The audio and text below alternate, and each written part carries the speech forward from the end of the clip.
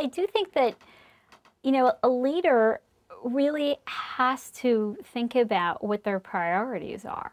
Because if you don't have a clear sense of your, whether you call it your priorities, your goal, your vision, neither you're going to be able to get there, nor are you going to be able to most effectively communicate to others where you're hoping they're going to be putting in their efforts towards. So first and foremost, they have to figure out at its simplest level, what are their, I would say, no more than 3 goals.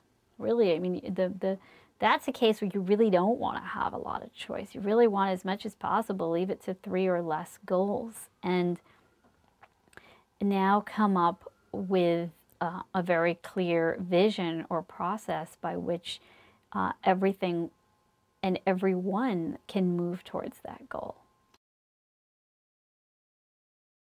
I think that we have a tendency of believing that leadership is innate, because that feels somehow right to us. I think being friendly, being extroverted, perhaps having a knack for telling jokes and not being shy is innate. But those characteristics, while helpful to someone in making public presentations, don't necessarily make them a leader. They're neither sufficient, nor are they comprehensive, right? So, and neither are they really required. You actually have people that are leaders that are enormously shy. I think what you really need to have a leader is somebody that has a very clear vision, and that actually is something that comes through knowledge acquisition, comes through expertise, understanding the playing field, and then being able to think very strategically about how you accomplish those goals. And that, again, I think is something that you teach. And the third thing is developing a sense of, shall we say, emotional intelligence, or a sense of interpersonal dynamics. I mean, understanding what motivates people and what people care about, and how do you align one's personal goals with the goals of the collective so that everybody is getting on the same bus and moving in the same direction.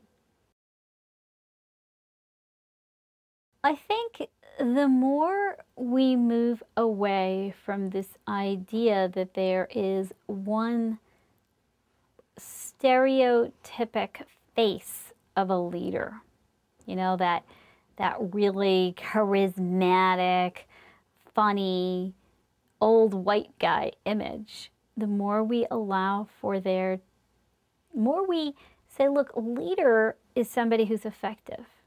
Leader is somebody who manages to get things done, to engage in progress.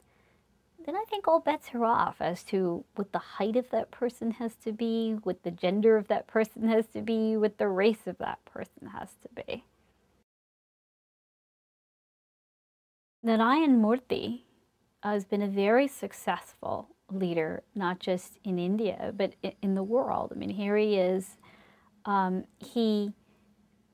When he started Infosys, he had a question that he had to answer as to what would be the guiding principle by which his employees would be motivated, and would motivate potentially many, many employees that he wouldn't necessarily ever have an opportunity to meet and interact with personally. And he said that what was most important, what he defined as his singular vision, was that at every step of the way, everybody had to be treated with respect. And that meant that all employees had to be treated with respect, and all customers had to be treated with respect. And that if anyone wasn't treated with respect, then they were not somebody that would fit with Infosys culture. And here you have a guy that, isn't your standard white male, funny, charismatic type of image, but he's enormously effective and charismatic in a different way, for his people, because people really respect him. They respect his integrity. They respect his ideas. They look to him to be a role model for not just how to run emphasis, but also in terms of how to live your life. I think the biggest challenge of articulating a vision is clarity. We have a tendency to want to jot down our vision in a really complex way. And if you can't say your vision in one line in its simplest form, then no one else is also going to be able to understand it. So, it's kind of like learning to write a paper. The first time you write a paper, you spend, 20 pages, and then you discover what your idea was. Well, that's probably when you should actually start writing your paper. It's when you've discovered what your idea was at the end, and now you write the paper again. And okay, now you at least start with the idea. And so now you're clearer about the idea, but now your idea is probably too complicated still. Now you're getting into all the nuances of that idea. And now it'll take several more iterations of writing that paper before you can really understand that idea in its simplest, bare bones form. And that's probably when you're about ready for your vision.